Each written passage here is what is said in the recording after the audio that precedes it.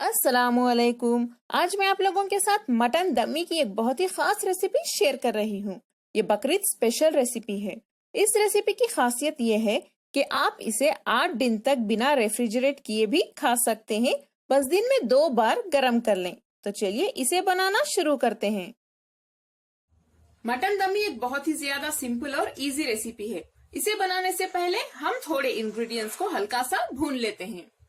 तो हम इसमें डालेंगे सूखा नारियल यानी ड्राई कोकोनट। ये 60 ग्राम है यानी 60 ग्राम। देखिए इस साइज के 20 से 22 पीसेस होंगे। इसे डाल लेते हैं। 10 बादाम और 15 काजू, 3 इलायची और 3 लौंग, 15 काली मिर्च। हाई फ्लेम पे हम इन इंग्रेडिएंट्स को भून लेते हैं। इन सभी इंग्रेडिएंट्स को हाई फ्लेम पे 2 मिनट के लिए भूनने के बाद अब मैं फ्लेम बंद कर देती हूँ। और जब ये ठंडा हो जाएगा हम इसे ग्राइंड कर लेंगे यानी पीस लेंगे। एक बारीक पाउडर की तरह पीसिए। पीसते वक्त पानी बिल्कुल भी मत डालिए। पिसा हुआ पाउडर अब तैयार है। चलिए अब हम रेसिपी के नेक्स्ट स्टेप की ओर बढ़ते हैं।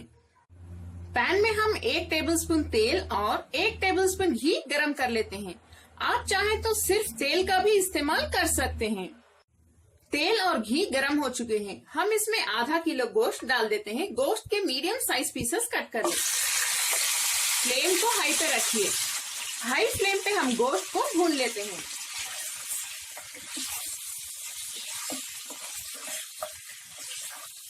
इसे अच्छे से भूनिए। गोश्त के पीसेस को मैंने हाई फ्लेम पे 5 से 8 मिनट तक अच्छे से भून लिया है। इनका पानी भी सूख गया है और देखिए इनका कलर भी चेंज हो गया है। नेक्स्ट हम इसमें 2 टेबलस्पून अदरक लहसुन का पेस्ट डाल देते हैं।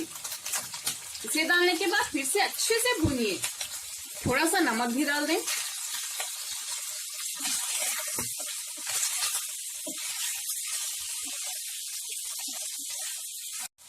अदरक लहसुन की कच्ची बू चली गई है। फ्लेम को लो पे रख दें और इसमें आधा टीस्पून हल्दी डाल देते हैं।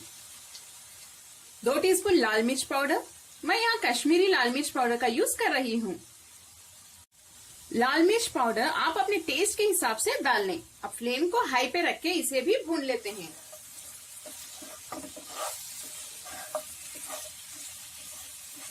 थोड़ा सा पानी डाल के भूनिए।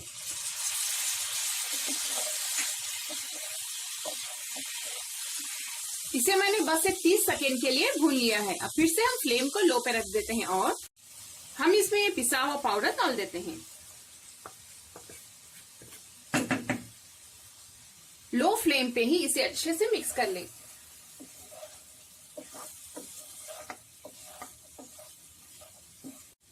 अब फ्लेम को मीडियम पे रख के 2 मिनट के लिए इसे अच्छे से भून लें।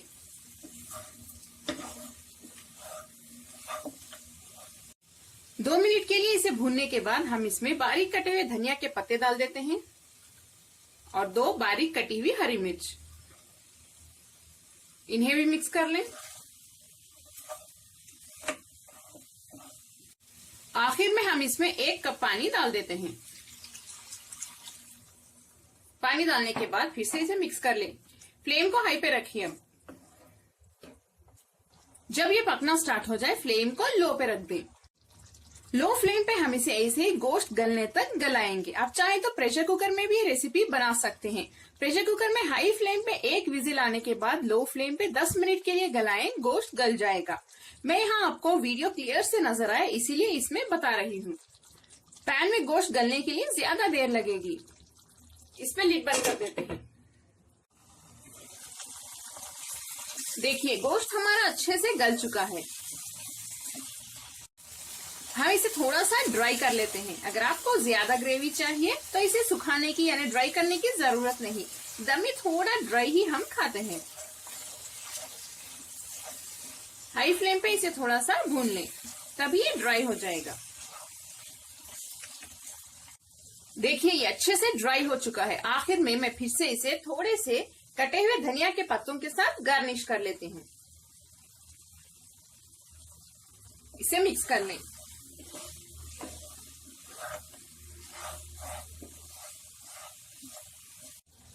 फ्लेम बंद कर देते हैं।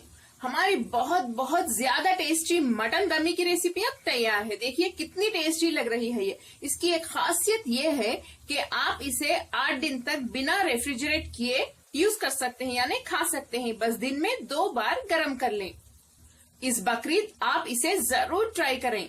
इसे परोठे के साथ, रोटी के साथ या चावल के साथ भी खा सकते हैं। बहुत ज्यादा मजा आएगा आपको, और इसे आप एक बार ट्राई करके देखिए। आपके सभी घर वालों को ये बहुत पसंद आएगी। कमेंट्स में जरूर बताएं आपको मेरी आज की रेसिपी कैसी लगी। अगर आपको मेरी रेसिपी पसंद आई तो प्लीज मेरे चैनल कुक विद फेम को सब्सक्राइब करें, बेल आइकॉन भी प्रेस कर दें, लाइक करें और इस वीडियो को अपने फैमिली और फ्रेंड्स के साथ शेयर भी करें। अस्सलाम वालेकुम।